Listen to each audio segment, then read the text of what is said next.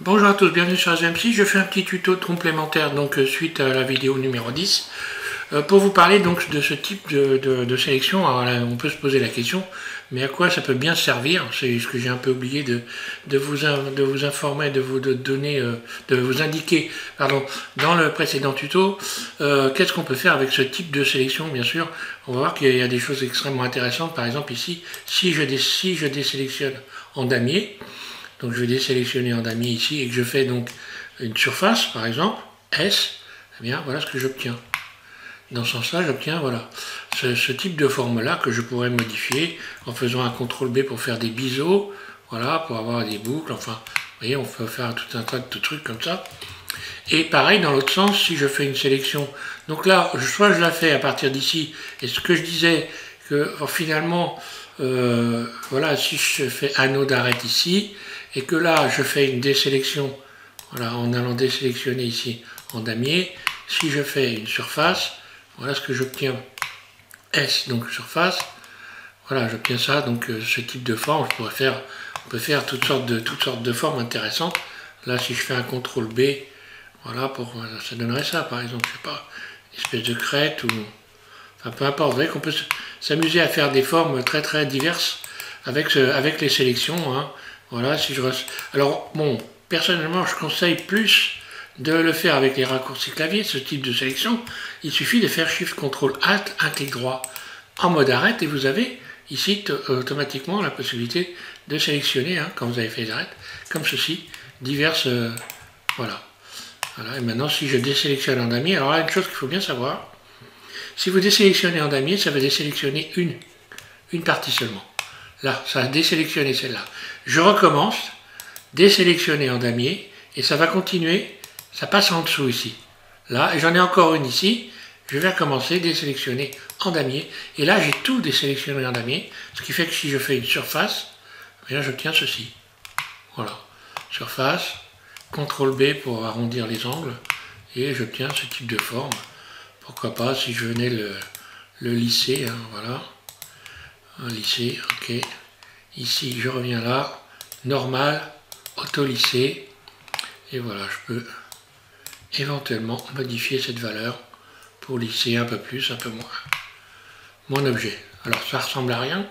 Encore que si on cherche, on pourrait peut-être trouver quelque chose. J'en sais rien, mais bon, toujours est-il que voilà à quoi peut servir éventuellement ce type de sélection. Voilà, merci à tous de suivre AZM6. Donc on passera au tuto numéro 11, le prochain, et on va continuer donc sur les sélections.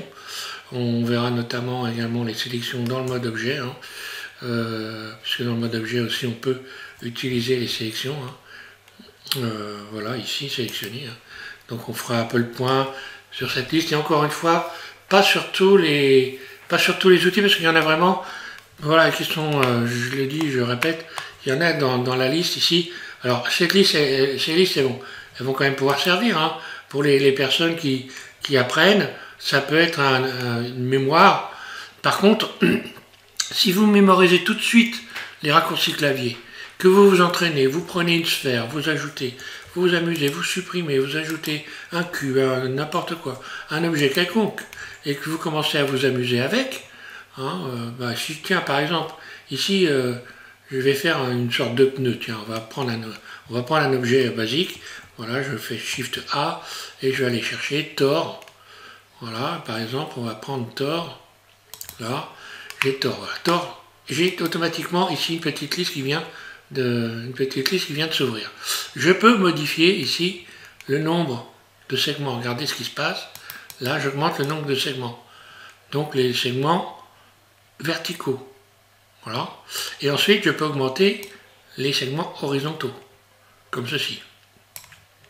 Donc on peut imaginer, par exemple, si je sélectionne à partir de là, voilà, donc Shift Alt, un clic droit, que je fais des faces internes WI, voilà, ce que j'ai fait ultérieurement, et que je fais Alt E, extruder les faces par rapport au normal, hein, Alt E, extruder les normales, voilà.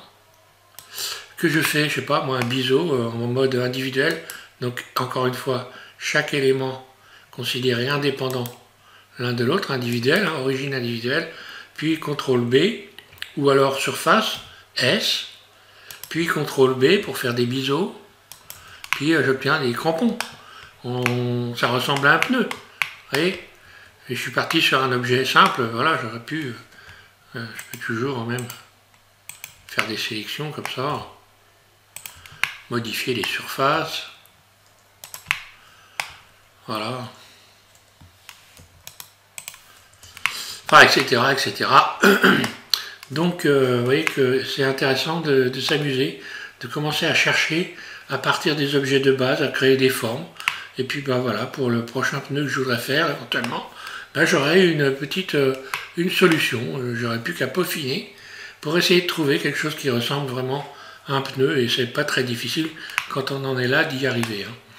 Voilà pour ce tuto numéro 10 bis. Donc pour revenir à un petit complément, pour faire un petit complément d'information. Voilà, merci à tous de suivre ZM6 et puis je vous invite à continuer cette série pour apprendre à modéliser de A à Z. Donc j'ai mis de A à Z et vous voyez que j'ai volontairement quand même, je vais zapper ce qui a vraiment pas grand intérêt dans les modes de sélection ici.